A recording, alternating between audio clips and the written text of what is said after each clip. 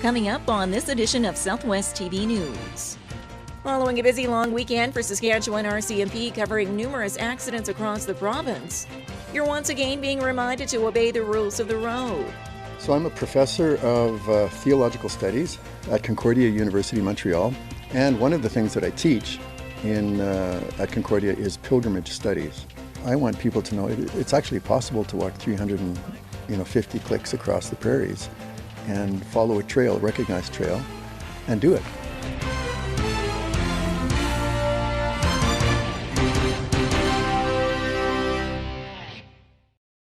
Thanks for joining us here today. Drinking and driving don't mix. And with more people out on the roadways this time of the year, safety should be top of mind for everyone. Following a busy long weekend for Saskatchewan RCMP covering numerous accidents across the province, you're once again being reminded to obey the rules of the road. From driving within the posted speed limit to not getting behind the wheel while under the influence of alcohol. Summer season, we actually see sometimes almost somewhat of an increase. People are out at the lake for the weekend, or they're commuting back and forth from the lake. They may be out participating in a few drinks the night before around the campfire, and then come into work at 6 or 7 o'clock in the morning. You got to understand that alcohol is eliminated from the body only at a certain rate. And we will see impairment rates still there at 7 o'clock in the morning if you've been drunk through the evening.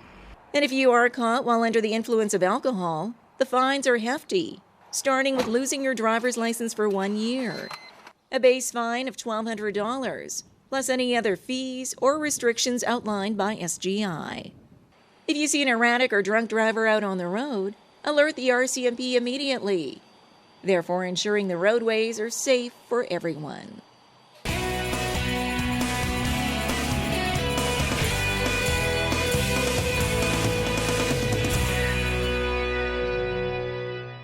Imagine a destination where you can enjoy world-class dining and unique accommodations.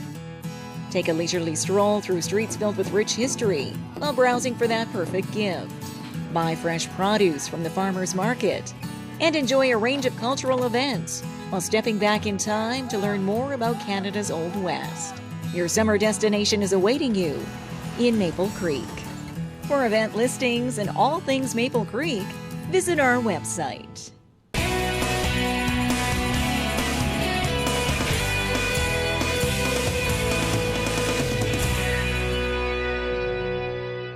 A group of historians are taking a walk back in time through Southwest Saskatchewan.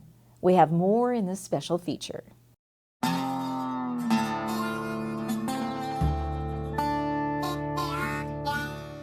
want people to know it's actually possible to walk 350 clicks across the prairies and follow a trail, a recognized trail, and do it.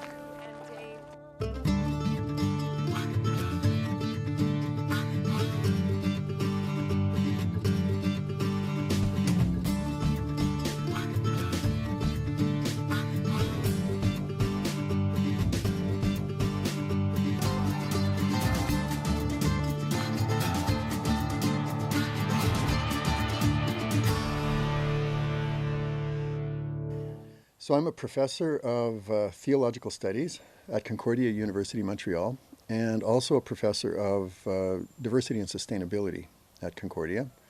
I also am an ordained Lutheran minister. And one of the things that I teach at Concordia is pilgrimage studies. And I give talks on pilgrimage, and I think I was in York in the UK, and giving a talk on pilgrimage. And all of us who are from North America or from Australia, we're talking about European routes. And at some point I sat back and I thought, well, why are none of us talking about where we come from?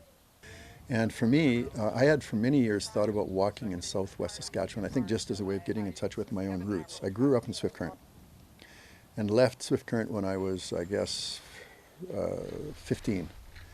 And so the land, is in you when you grow up in an environment. So after 30 years in Quebec, I was thinking about how do you get in touch with where you are. And I was teaching pilgrimage and realizing that none of us who were academics from North America were talking about indigenous pilgrimage, meaning local pilgrimage. And all of these things kind of came together, and I remembered the Northwest Mounted Police Trail. I remembered those signs. And I thought, there's a trail.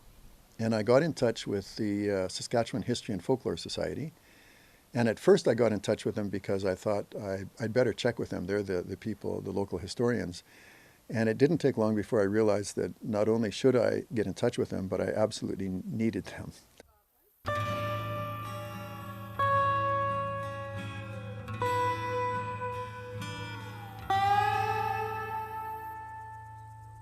Our information is that Everett Baker and his group of volunteers erected 260 markers. We've got about 120 on our database, so that's not even close. I'm thinking that there may not be that many out there, or if there were indeed that many to start with, most of them have been lost. Well, he's wrapped up in this trail because he was an amateur historian. He was a pool man, Saskatchewan wheat pool man, and he was well known in the communities from going around and showing movies. He was one of these tireless community workers who believed in community. And he was a documenter of life in these small communities, similar to in some ways he was similar to some of the artists now who are trying to document life in small town Southwest Saskatchewan. But he went around and he took photos and he showed movies in the halls before there were ever movies that other people could go to. So a number of the people that we've spoken with said, oh, that was our first experience of a moving picture, was when Everett Baker came to town and set up. And he had a generator apparently in his car to run the movie projector, and he would show movies for the benefit of the community. And so in a couple of years after that, when he came around and he said, I'd like to set up this trail marking the Northwest Mounted Police Patrol Trail, people said yes. And he was able to raise, I think it was $10,000. I may be wrong about the amount. But in 1961, that would have been an incredible amount. And he was able to do it. He clearly had people who believed in his dream of marking this trail. Well, it's marked from Wood Mountain to Fort Walsh, because Northwest Mounted Police Trail, which is what Everett Baker put on the signs, it is that, of course, that's what he put on the signs, but that tends to confuse people, and it confused me for almost a year, thinking that this was then the trail that the Northwest Mounted Police marched out in the Great Trek West along. And in fact, that's not so. They marched further north, more along what is now number 1 highway. So what I started calling it is the Northwest Mounted Police Patrol Trail, because it's the patrol trail. It's what the Northwest Mounted Police patrolled back and forth. Now that's quite romantic and a lovely name. The only problem with that as a name is that it doesn't include the Métis, who were the Métis traders and bison hunters were perhaps the primary people who dug those tracks into the prairie, and before them, the First Nations, the Assiniboine and the Gros Ventre, and many First Nations were going back and forth across that trail too. So do you call it the First Nations Trail? No, probably not. Do you call it a Métis Trail? Maybe. Do you call it the Northwest Mounted Police Trail? Or do you call it the Northwest Mounted Police Patrol Trail? And then what about the Sitting Bull Trail? It could be that, because this was the trail that Sitting Bull and the Lakota went back and forth between Fort Walsh and Wood Mountain. And the negotiations, very sensitive political negotiations at a crucial time in Canadian history, were conducted with Sitting Bull and the Lakota warriors and James Morrow Walsh, the earth from his grave I brought with me from central Canada, and he is a crucial figure. So you could call it the James Morrow Walsh Trail. He probably rode that trail more than any other Euro-Canadian before or since.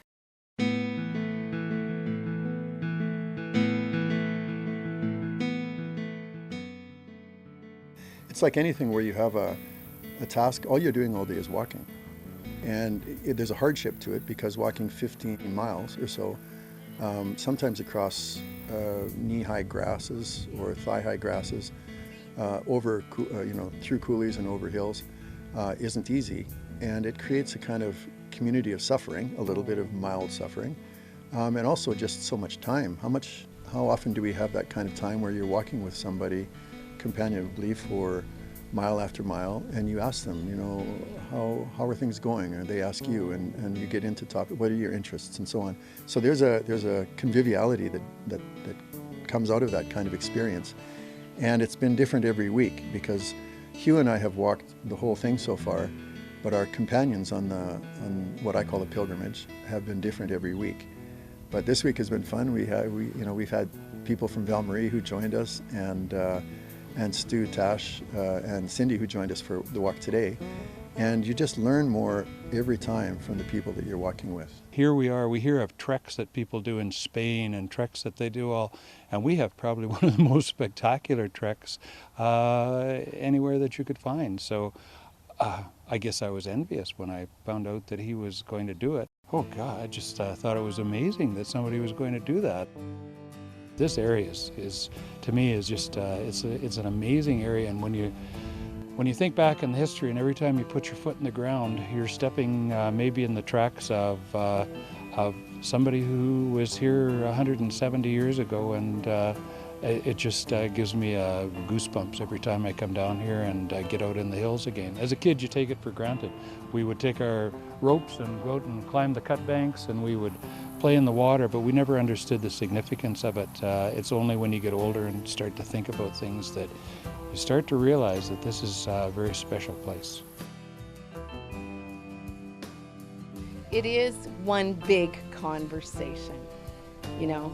I mean, your relationship with the land is a conversation. Your relationship with the stranger that's suddenly walking beside you all day long and sleeping beside you in a tent and sharing their food with you and helping you put up your tent is a conversation. It's all about relationships. So, and it's amazing how you cut to the deeper, darker stuff. I don't know if it's because of the stark landscape and the bareness of it, and it's not a superficial conversation that you get into. You really get down deep quickly.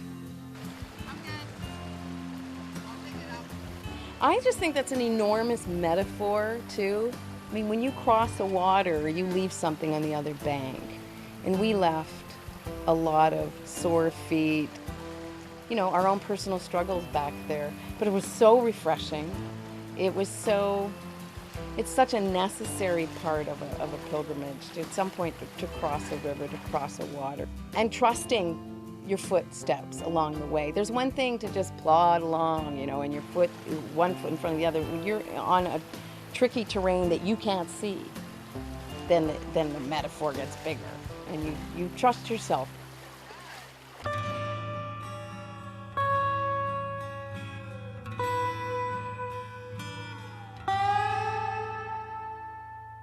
This trail really was crucial to the history of Canada. I'd like that profile to be better known. I believe that if we were Americans, this trail would be very well known, because it really was the closing of the frontier with the States. It was the site where our first political refugees, you can think of them that way, the Lakota, were taken in and harbored and sheltered for a while, and then they were actually pushed out. And so a typical Canadian, we sheltered for a while and then we did something else. This was the place of the last bison herds, really, on Canadian soil. And places like Wood Mountain and Fort Walsh were on the tongues of politicians in Washington, D.C., and in Ottawa and in London. And we don't realize that, how crucial this whole area was, and how crucial this time was for the development of Canada as a country.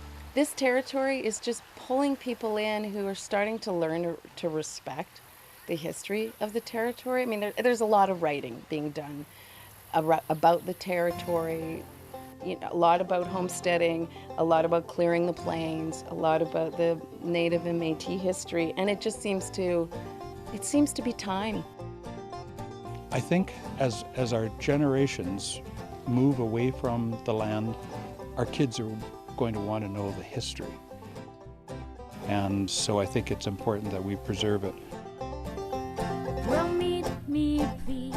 I'm down on my knees. So damn far from what we believe. You're on one coast, I'm on the other. Let's get moving soon so we can be together. Oh, meet me on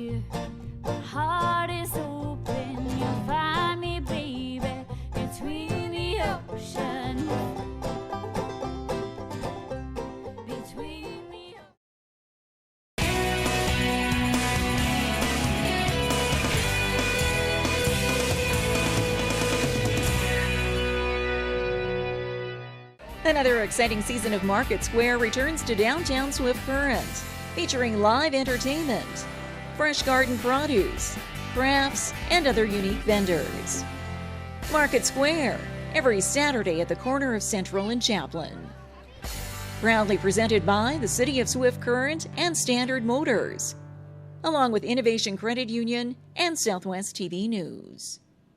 Well, this brings to a close another episode of Southwest TV News, reporting the stories that matter to you. We always welcome your news tips. You can always reach us here by phone at our studio or by email to contact us at southwesttvnews.com. Also, be sure to join us daily online for the latest news from across Southwest Saskatchewan and so much more at MyLocalTV.ca. And be sure to follow us on a range of social media. Thanks for joining us here today. I'm Carol Andrews.